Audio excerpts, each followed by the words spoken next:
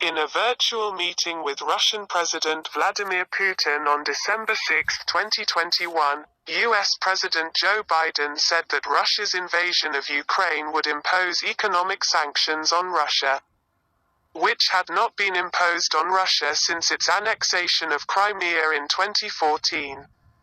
Following the 2-hour closed-door meeting, the White House spoke on the sidelines of the meeting. Biden also said that Putin could give up hope of launching the Nord Stream 2 inches pipeline that Russia has built to export gas to Europe, if he continues to invade Ukraine. The Kremlin, meanwhile, says Putin has told Biden that the West's military presence in Eastern Europe, and especially in Ukraine, threatens Russia's security, what they call red spots. However, a New York Times report says it is not clear at this time what role the meeting will play in easing tensions in Ukraine. US officials say Putin has not clarified his intentions.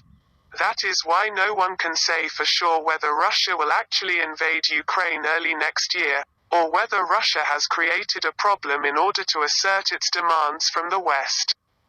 US intelligence officials say Russia currently has about 60,000 troops stationed on Ukraine's border, which may rise to 175,000 in the coming days. The New York Times recalls that Russia was not forced to leave Crimea under pressure from Western economic sanctions imposed on it by the West after Russia's annexation of Crimea in 2014. U.S. officials say the blockade the United States is considering this time around includes making it harder for Russian companies to raise capital from international financial markets, and banning Russian political and business leaders. Russia has been accused of pushing Russia out of the international money laundering system, SWIFT. Europeans, however, do not agree with this punishment. Russia's response could be tough enough, they say. The United States has said the United States has provided Saharyata $2.5 billion in military aid to Ukraine since Russia's annexation of Crimea. These include air safety radar, counter-artillery radar, drones, communications equipment, patrol boats for the Navy, and Javelin tank anti-aircraft missiles. However, there is no discussion about the deployment of U.S. troops in Ukraine.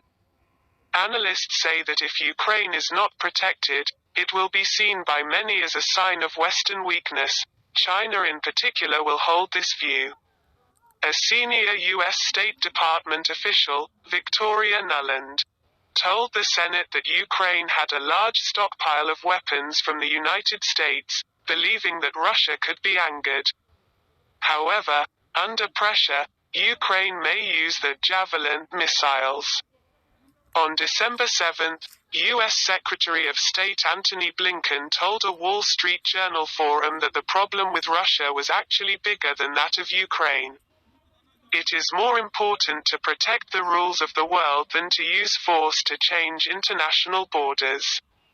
William Burns, director of the U.S. Central Intelligence Agency, told the same forum that Putin might make his decision in the next few months if the swamps on the Russian-Ukrainian border freeze.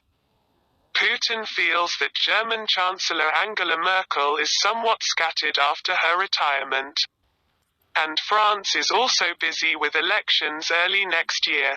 And Russia's current economy is much better than it was 2 years ago.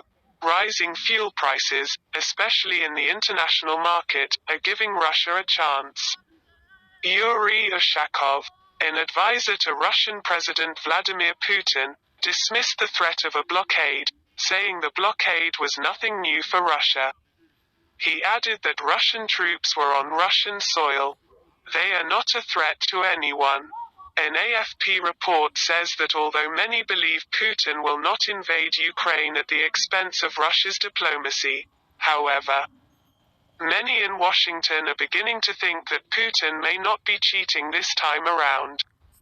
Tatiana Stanovaya of the Carnegie Moscow Center thinks Putin has changed the whole picture.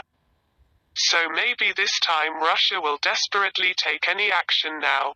When Biden said he would not accept anyone's red line, Russian Foreign Minister Sergei Lavrov told U.S. Secretary of State Blinken that Russia was seeking assurances from NATO that NATO would not try to get any closer to Russia's borders.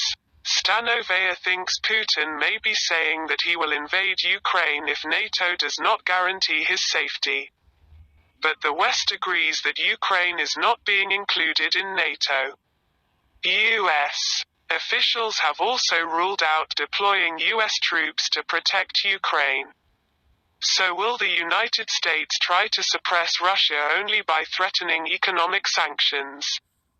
Or will it justify Russia's attack on Ukraine by deploying long-range missiles? U.S. intelligence is still unsure whether Putin will invade Ukraine. But what everyone agrees on is that Putin wants to see Russia as an ally of the United States by negotiating with Biden. While China is the main rival of the United States in the great power race, the United States does not want to see Russia as another equal power. There is no doubt that it will be a challenge for the United States. At least in the face of simultaneous conflicts between the two powers.